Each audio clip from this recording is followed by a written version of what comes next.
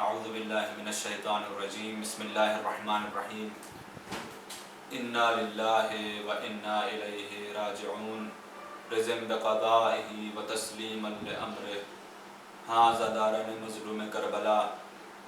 آج تاریخ شہادت فرزندان جناب مسلم ابن عقیل علیہ السلام ہے۔ آج دو یتیموں کا تذکرہ کرنا ہے، آج دو غریب الوطن کا تذکرہ کرنا ہے، آج دونوں ایسے بچوں کا تذکرہ کرنا ہے جو راہ اسلام اور راہ خدا میں قربان ہو گئے۔ ھذا دارو، یہ وہ بچے تھے کہ جن کی شہادت کے بعد کوئی رونے والا نہیں تھا، کوئی دفن کرنے والا نہیں تھا۔ ھذا دارو، آج جناب مسلم اور ان کے بچوں کی مظلومیت کا تذکرہ کرنا ہے۔ ھذا دارو، جناب مسلم نے دونوں بچوں کو اپنے ہمراہی میں کوفہ لے کے آئے۔ یہ وہ بچے تھے کہ جن کے نام محمد اور ابراہیم ہے۔ بڑے بیٹے کا نام تاریخ بتاتی ہے، بڑے بیٹے کا سن 11 برس کا تھا اور چھوٹے کا 9 برس۔ اتنے چھوٹے سے بچے تھے۔ سوچو عزادارو، آپ صاحبان اولاد ہو، اگر آپ کی اولاد کہیں پر کھو جائے اور ایسی جگہ کھو جائے کہ جہاں پر پرآشوب دور ہو اور جو شہر آپ کا دشمن ہو اور آپ کا خون کا پیاسا ہو، تو آپ کے دل پہ کیا گزرے گی؟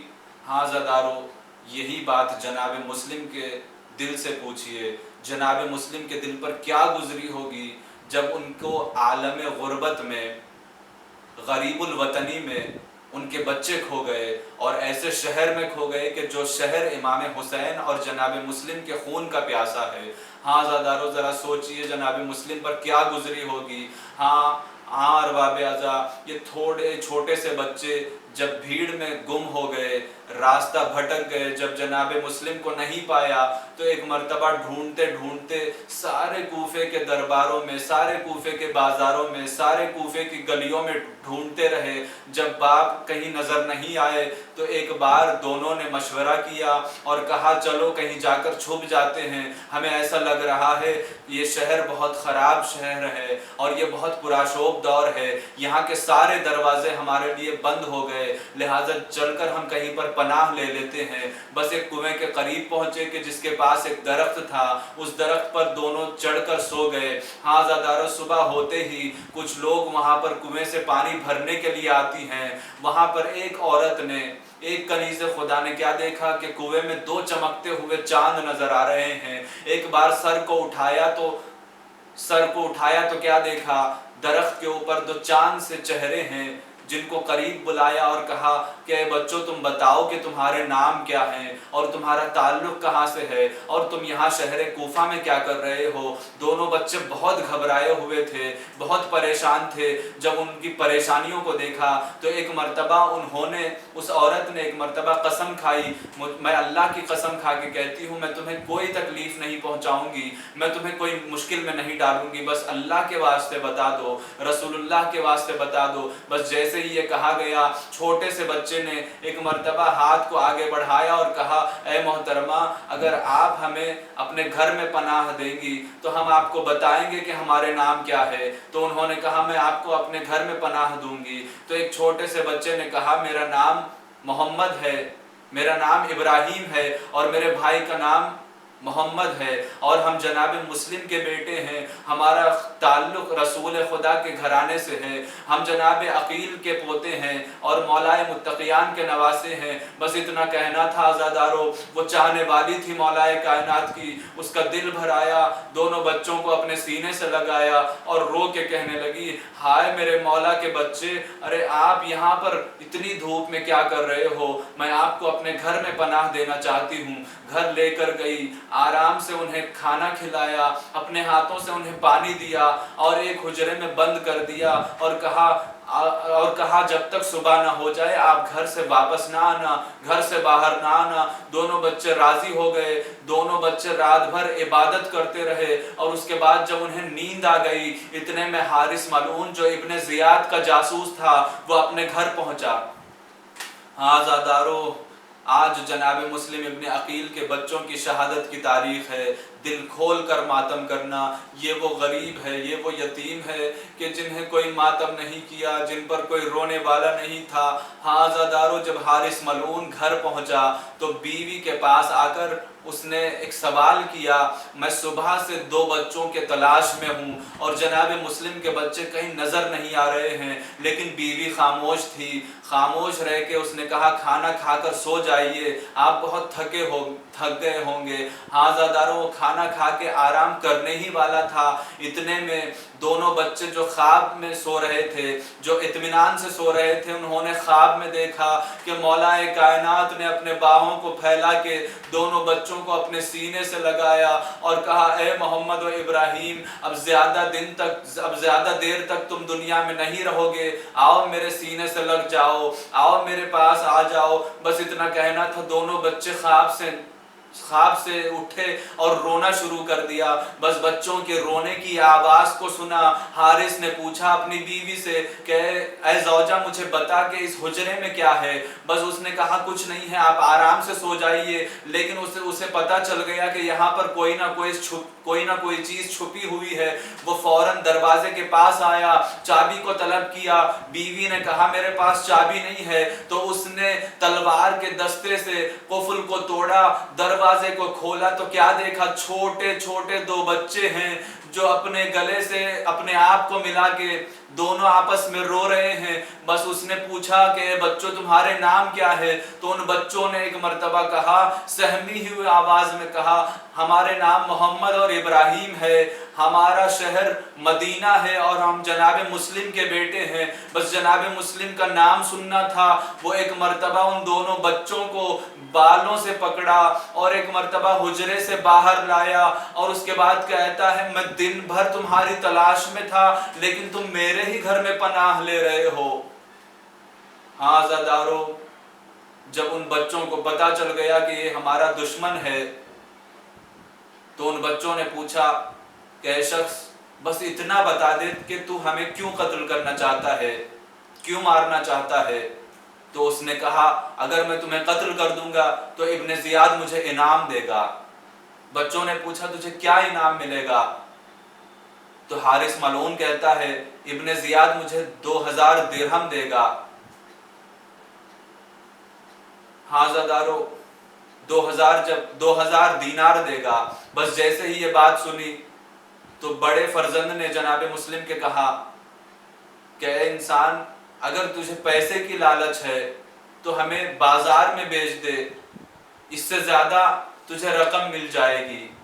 تو اس نے کہا نہیں، میں تمہیں قتل کرنا چاہتا ہوں۔ بس یہ کہہ کے اس ملعون نے ان دونوں بچوں کو نہر کے پاس لایا اور اس ملعون کے ساتھ اس کا ایک غلام تھا، ایک بیٹا تھا اور اس کی بیوی بھی ساتھ تھی۔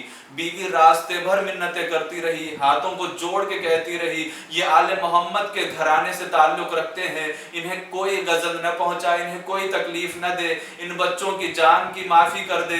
لیکن ہاں زادارو، اس نے ایک نہ سنی۔ ایک مرتبہ نہر کے قریب لایا، دونوں بچوں سے کہتا ہے اے محمد و ابراہیم بتاؤ تم دونوں میں سے میں پہلے کسے ذبح کروں؟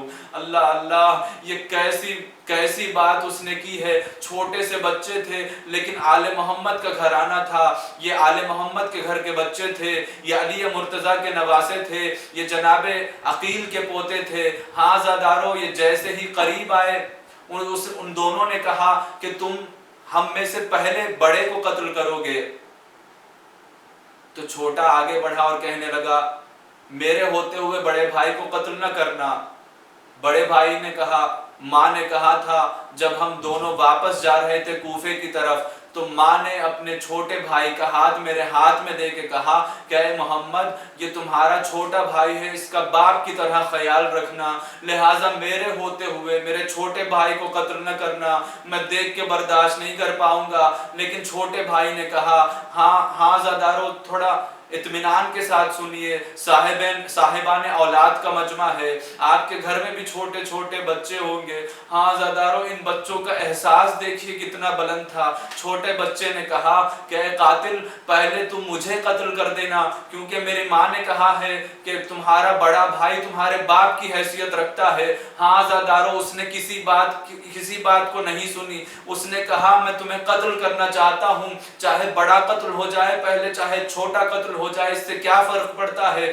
تو دونوں بچوں نے کہا ہمیں بس اتنی مہلت دے دو کہ ہم نماز پڑھنا چاہتے ہیں۔ اس نے مہلت دی، دونوں بچے 2 رکعت نماز پڑھتے ہیں، اور اس کے بعد جب نماز پڑھ کے واپس آتے ہیں تو ظالم نے تلوار کو نیام سے نکالا اور غلام کو دیا اور کہا اے غلام تو یہ دونوں بچوں کو قتل کر دے۔ غلام نے ہاتھوں کو جوڑ کے کہا مولا میں دونوں بچوں کو قتل نہیں کر سکتا۔ کہا کیوں قتل نہیں کر سکتے؟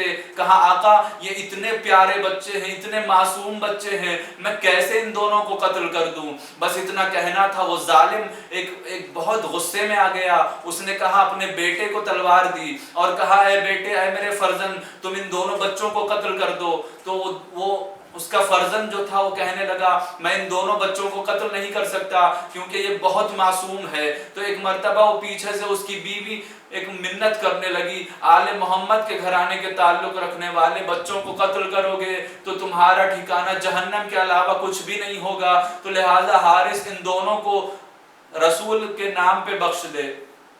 ہاں عزادارو، لیکن لالچ جس کے سر میں بسی ہو وہ کہاں کس کی بات سنتا ہے۔ اس نے تلوار کو ہوا میں ہلانا شروع کیا۔ ایک مرتبہ قریب آیا، پہلے محمد کا سر تن سے جدا کیا، سر کو زمین پر رکھا اور محمد کے لاشے کو نہر فرات کے حوالے کر دیا، لیکن لاشا بہہ نہیں رہا تھا، لاشا رکا رہا، اس کو اس کے بھائی کا انتظار تھا۔ ہاں عزادارو، پھر اس نے تلوار کو نکالا، پھر چھوٹے بھائی کو قتل کیا اور اس کے لاشے کو جب نہر پہ پھینکا، دونوں لاشیں قریب آنے لگی، دونوں نے ایک دوسرے کے باہے میں ہاتھ ڈال کے کہا اے محمد و ابراہیم، یہ دنیا ہمیں کہاں الگ کرے گی، ہم دونوں ایک ہی ہیں، ہم دونوں ایک ساتھ ہی چلیں گے۔ بس یہ کہہ کہ یہ دونوں لاشیں تیرتے ہوئے ایک ایسی جگہ پہ پہنچی۔ ہاں عزادارو، اس جگہ پر ایک زراعت کرنے والا تھا، ایک غریب کسان تھا، جنہوں نے لاشوں کو تیرتے ہوئے دیکھا۔ ایک مرتبہ بہت احترام سے ان لاشوں کو اٹھایا اور بہت دیر تک روتا رہا، روتے روتے اس نے بہت دیر تک گریہ کیا اور کہنے لگا ہائے کس کے ماں کی گود اجڑی ہوگی، یہ چھوٹے سے بچوں کو کس ظالم نے قتل کیا ہوگا۔ بس اتنا کہہ کے اس نے احترام سے، بہت ہی احترام کے ساتھ ان دونوں بچوں کو غسل دیا، نماز پڑھی اور اس کے بعد دفن کر دیا۔ اس نے جب رات میں سونے کا ارادہ کیا، جب وہ سو گیا تو عالم خواب میں رسول خدا کو دیکھا۔